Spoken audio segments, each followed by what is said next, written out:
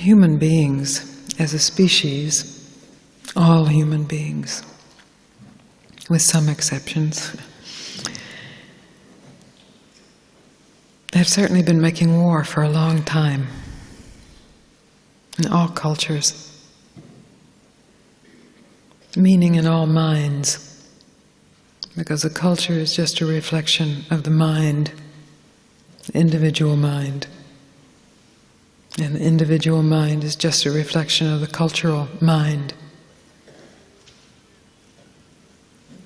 So, you are here tonight because you are interested in peace in your own mind. You are not waiting for them, whoever they may be, to make peace. You are interested in peace in your own mind. And this is very good news, because the biggest wars that have been fought in trying to get them, whoever they may be, to get it together so that you can live in peace. And when you stop waiting for them and you instead shift your attention to your own mind, and you recognize the tendency to war in that, the tendency to fascism in that, the tendency to hatred, the tendency to grudge and revenge and holding on,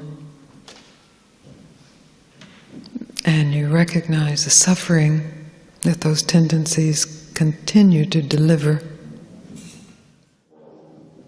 And somehow, in the face of that,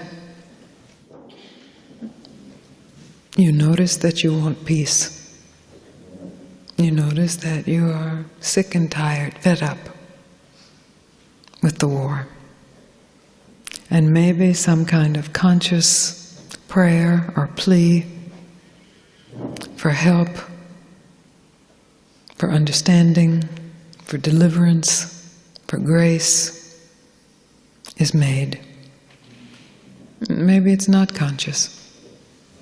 Maybe grace, deliverance comes to get you, knocks on your door, and says, you have a chance to be at peace. And in your willingness to take that chance, to accept that invitation to be at peace, then you have an opportunity to share this peace everywhere. I truly don't know if what we have experienced in the 20th century in terms of war will continue into the 21st. But I certainly know it will, unless each one of us in this room takes responsibility for peace within one's own self. Not waiting for someone else to get it, to change. Not waiting for someone else to forgive you so you can forgive them. Not waiting for someone else to say, I'm sorry to you so that you can forgive them. Not waiting, not postponing, but recognizing that the war, to whatever degree a war is going on within your own mind, is based on one thing, and that's the firm belief that has been supported and conditioned through endless aeons that you are a separate entity, that you are something separate from the totality, that you are something separate from me, or your parent, or your child, or your lover, or your enemy. That you are something. This is what all wars are about. Because when you believe firmly that you are something, you get very busy protecting that thing. And that protection takes all forms: territorial, sexual, personal power. And the horror and the irony is that something that you are protecting in reality doesn't even exist. Who you think you are doesn't even exist. It's a thought. And as a thought, it has huge power. That power is the mediator of the experience of reality. But that doesn't mean it exists. You look through a glass that is tinted, and reality takes on that tint. It doesn't mean reality is tinted. It means that the mediation of reality delivers the experience of reality that has a particular distortion or tint.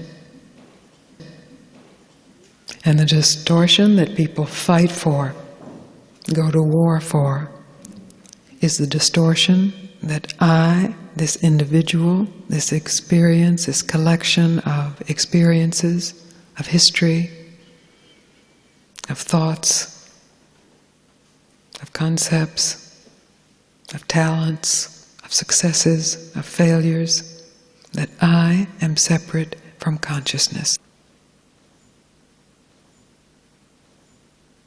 And that I is nothing. It does not exist. It's a story made up. As a story, there's no harm to it. It's quite beautiful, even in its horror. It's certainly entertaining. But as a belief that the story is reality, it's a huge tragedy. That's the original sin, the original mistake. The belief is that the separation from the source, from consciousness, from God, is even possible because of a story, an experience of separation. The belief that that experience is reality. This is the cause of suffering. So what will be the result of this human experiment and this opportunity that ordinary humans have now, that was only granted the most extraordinary humans in the past, but now ordinary humans like you and me have the opportunity to discover that never, not for an instant, is it possible that you can be separate from consciousness, from the source of everything, from God. And to discover that directly is to then broadcast that with every breath you take, with every step you take, whether you speak or never speak again, is secondary to that broadcasting. Then we will see which way this human experiment goes. But at this point in time, in this lila called the world, called your life, you have the opportunity to discover what is deeper than human being. What is before human being, not to mention female human being, or male human being, or Australian human being, or American human being, or Yugoslavian human being. What is before that? That beingness that we have assumed is simply tacked on to human. is actually the source of human, is the source of plant being, animal being, sentient being and insentient being, beingness. And that beingness is alive with intelligence and presence. And it wants to know itself. It has come to know itself in you, so that it can know itself everywhere.